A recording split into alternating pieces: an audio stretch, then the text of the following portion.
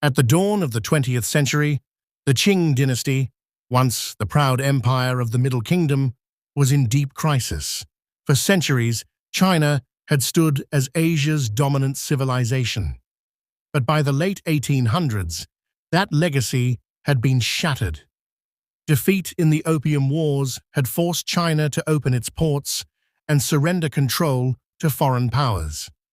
The humiliating loss to Japan in 1895 during the First Sino-Japanese War had confirmed the empire's weakness.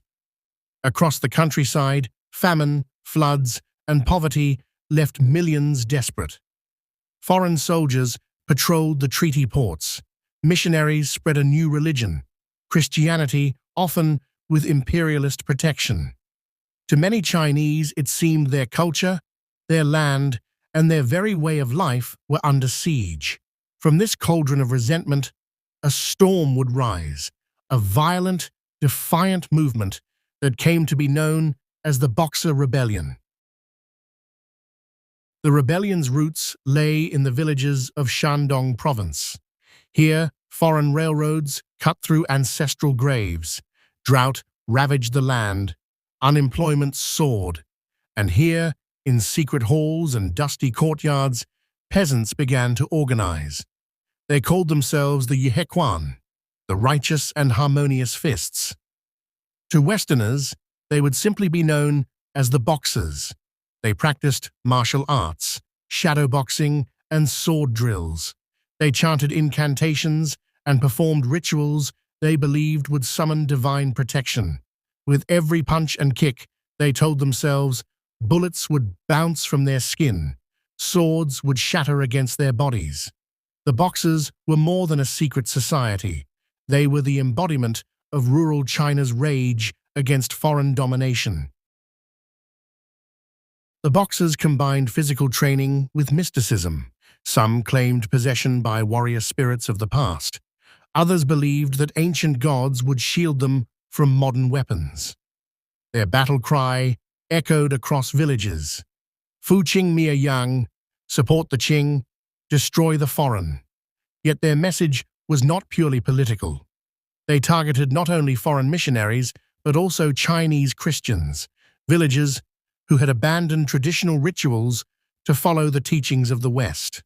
To the Boxers, these converts were traitors, collaborators with the enemy. This fusion of nationalism, spiritual belief, and peasant anger gave the movement unstoppable momentum. By 1899, Boxer activity erupted into violence. Missionary stations were burned. Churches were torn down. Chinese Christians were dragged from their homes and executed.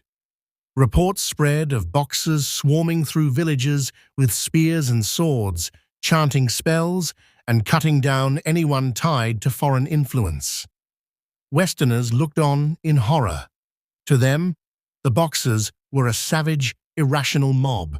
But to many Chinese peasants, they were avengers, striking back against the humiliations their nation had endured. The Qing Dynasty, weakened and divided, faced a dilemma. Should the Boxers be suppressed or embraced? Some officials, wary of rebellion, argued for a crackdown. They feared the Boxers would destabilize the empire even further, but others saw an opportunity. The Boxers' slogan, "Support the Qing, destroy the foreign," suggested loyalty to the dynasty. Perhaps, they argued, these young fighters could be harnessed as allies. At the center of this debate stood Empress Dowager Cixi, the most powerful figure in the Qing court. For decades, she had ruled from behind the throne, a shrewd and calculating survivor. At first, Cixi hesitated, but as foreign powers carved deeper into China, her patience wore thin. When the Boxers entered Beijing in 1900, demanding action, the Empress made her fateful choice. She would side with them. In June 1900, the storm broke. Boxer fighters surged into the capital, Beijing. They besieged the foreign legations, compounds housing diplomats, soldiers, and civilians from Western nations and Japan. For 55 days, the legations were under siege. Shells exploded against their walls. Gunfire echoed through the night. Inside, foreign men, women, and children dug trenches, rationed food, and waited for relief that seemed it might never come. Around them, Beijing burned. Boxers, armed with spears and swords, swarmed the streets, setting fires, chanting spells, and launching desperate assaults. Qing imperial troops joined them, turning what had begun as a peasant uprising into an official declaration of war against the world's most powerful nations. The foreign powers responded swiftly. An unprecedented coalition of 8 nations was assembled: Britain, France, Germany, Russia, Japan, the United States, Italy, and Austria-Hungary. This was no mere punitive expedition. It was a campaign to crush the uprising and protect imperial interests in China. Tens of thousands of troops landed on Chinese soil. Japanese soldiers, German Marines, British regiments, American infantry, Russian Cossacks all marched together toward Beijing. For the first time in history, the industrial powers of the West and a rising Japan united in arms against a single enemy: China's Boxers and their imperial supporters. In August 1900, the 8-nation alliance reached Beijing. They stormed the city walls with modern artillery and coordinated assaults. Outmatched, the Boxers fought bravely but were slaughtered in the thousands. Qing troops melted away in defeat. The foreign soldiers broke the siege of the legations.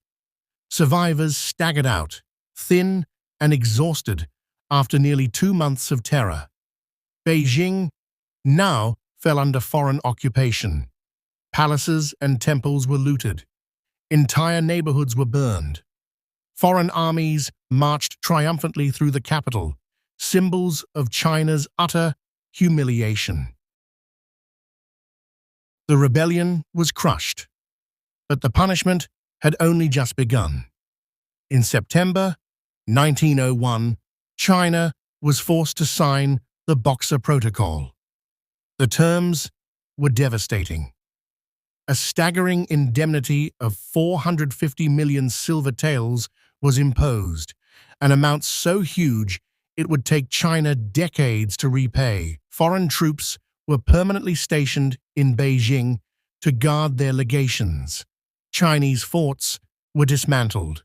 Officials who had supported the Boxers were executed.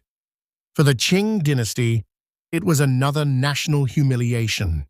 The empire's sovereignty had been shattered. Its prestige lay in ruins. The Boxer Rebellion had failed. The foreign powers remained in control. The Qing Dynasty, already weakened, had been disgraced before the world.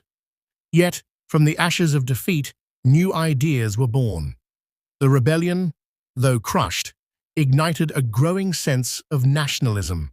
Chinese intellectuals began to call for reform, for modernization, for revolution. Just 10 years later, in 1911, the Qing Dynasty would collapse entirely. The Republic of China would rise in its place. The Boxers had not destroyed the foreign powers, but their cry of defiance echoed long after their defeat. The Boxer Rebellion was China's last desperate attempt to turn back the tide of imperialism.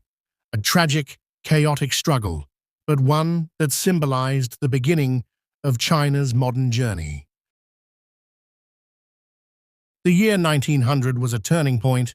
For China, it was a time of humiliation and tragedy, but for the world, it was a reminder. A people under pressure can erupt in fury, driven by faith, desperation, and a longing to defend their homeland. The Boxers lost their battle, but their story remains a powerful chapter in the history of resistance against empire. If you enjoyed the video, please subscribe, share, and like this video. Thank you for watching.